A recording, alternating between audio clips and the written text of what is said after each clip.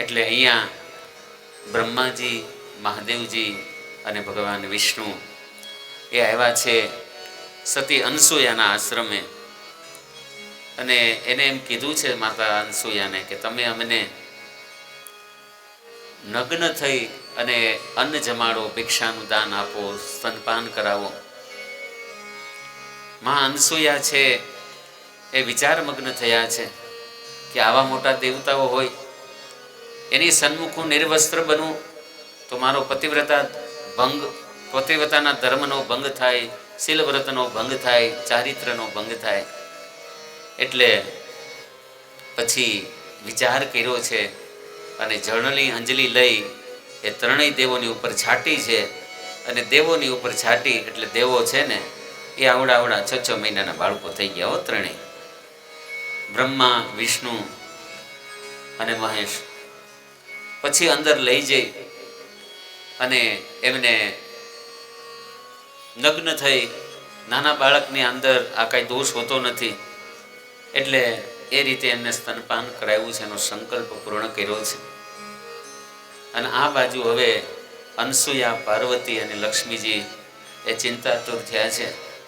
અને નારદજી આવીને સમાચાર આપ્યા છે કે હવે આ તો ત્રણેય ત્યાં રોકાઈ ગયા છે, તમે હવે રાહ જુઓ, ભજન કરો નારાયણ નામનું. અને પછી એ સતીઓ કહેવા માંડ્યા કે એના વિના અમને ફાવતું નથી, ગમતું નથી, રૂચતું નથી, માટે કંઈક ઉપાય કરો. એટલે નારદજી પછી એ ત્રણેય દેવીઓને લઈ અને આવ્યા છે સતી અનસૂયાને આશ્રમે. અને જોયું ત્યાં ત્રણેય દેવો 6 મહિનાના બાળકો થઈને આમ ઘોડિયામાં હિંચકે છે. સતીઓ વિચારમાં પડી ગયા કે આને ઓળખવા કે.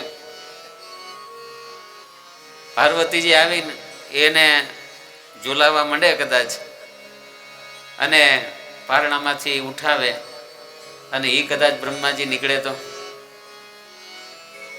નીકળે તો મુશ્કેલી થઈ જાય. કાલે જયસુખભાઈનો થાળ હતો તો એલો ટિફિનનો થેલો મૂકી ગયા હતા. મને કાંઈ ખબર નહોતી, એને કાંઈ ખબર નહોતી. એનો ટિફિનનો થેલો પૂરેલો હતો, એને ટિફિન પીડ્યું તો એ મને કે આ થેલીમાં નાખો તો મેં થેલીમાં નાખ્યું, એ બીજાનું હતું. પછી અક્ષર સ્વામીને ખબર પડી ગઈ કે ભાઈ જયસુખભાઈનું ટિફિન તો નીચે પૂરેલું પીડ્યું છે, આ બીજાનું છે. એટલે પછી આવી રીતે જો થઈ જાય તો ગડમથલ થઈ જાય. એટલે પછી ત્રણેય દેવીઓ વિચારમાં પડી ગયા કે હવે શું કરવું. અને ત્રણેય દેવીઓએ નમસ્કાર કરી, વંદન કરી અને અનસૂયાની માફી માગી અને કીધું કે અમારા પતિદેવને તમે મૂળ સ્વરૂપમાં પ્રગટ કરો. અને પછી એ પાણીની પાછી અંજલિ લઈ અને છાંટી છે એટલે બ્રહ્મા, વિષ્ણુ અને મહેશ ત્રણેય મૂળ સ્વરૂપની અંદર આવી ગયા છે. અને પછી એમને લઈ અને સતી અનસૂયાની માફી માગી અને ત્રણેય દેવીઓ એ ત્રણેય દેવોને લઈ, પતિઓને લઈ પોતાના આશ્રમે આવ્યા છે. અને પછી ત્રણેય દેવોએ કીધું છે કે અમે તમારી કુખે જન્મને ધારણ કરશું. એટલે એ અનસૂયાની કુખે શિવજી દુર્વાસા રૂપે પ્રગટ થયા છે, બ્રહ્મા ચંદ્ર રૂપે પ્રગટ થયા છે અને વિષ્ણુ દત્તાત્રેય રૂપે પ્રગટ થયા છે. અને ભક્તજનો એવું કહેવાય છે કે રામ ભગવાન સીતાને લઈને જ્યારે વનવાસમાં જઈ રહ્યા છે ત્યારે અત્રિ અનસૂયાના આશ્રમે પધાર્યા છે. અને ત્યારે અત્રિ ઋષિ છે એ અનસૂયાની પ્રશંસા કરતા કરતા રામ ભગવાનને એવું કહે છે. આ જૂનો દારો છે. અમે ઘણા વર્ષો પહેલા ગામમાં ગયા હતા એક હરિભગતની ઘેરે. એટલે એનો છોકરો ત્યાં બેઠો હતો. એટલે પછી સંતોએ કીધું કે છોકરો તો બહુ ડાયો છે, બહુ શાંત છે. એટલે એના પપ્પાએ કીધું કે છોકરો એની મમ્મી ઉપર ઉતર્યો છે, છોકરો એની મમ્મી ઉપર ઉતર્યો છે. અમે કોક હરિભગતને કહીએ કે તમે સત્સંગ કેવો રાખો છો? એટલે કે સ્વામી મારા સત્સંગનું તો ઠીક. પછી એમ કહીને એના ઘરવાળાના વખાણ ચાલુ કરે. એટલે આપણે અમારે સમજી જવાનું કે આ બેલ્ટવાળા છે, સમજ્યા? આ બેલ્ટવાળા છે.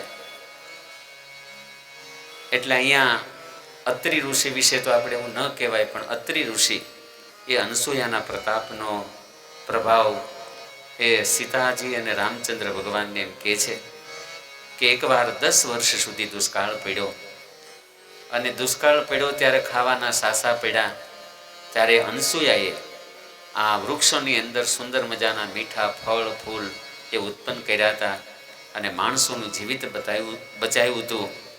મારી ઉંમર વૃદ્ધ થઈ, બીજા ઋષિમુનિઓને પણ તકલીફ પડતી, તો સતી અનસૂયા પોતાના પતિવ્રતાના પ્રભાવથી ગંગાજીને અહીંયા લઈ આવ્યા હતા અમારા ઘરને આંગણે. એમાં અમે સ્નાન કરતા અને દેવતાઓના કાર્ય કરવાને માટે સતી અનસૂયાએ એ 10 રાત્રિની એક રાત્રિ કરી હતી કે જેણે કરી અને દેવતાઓનું કાર્ય એ સત્વરે થઈ શકે.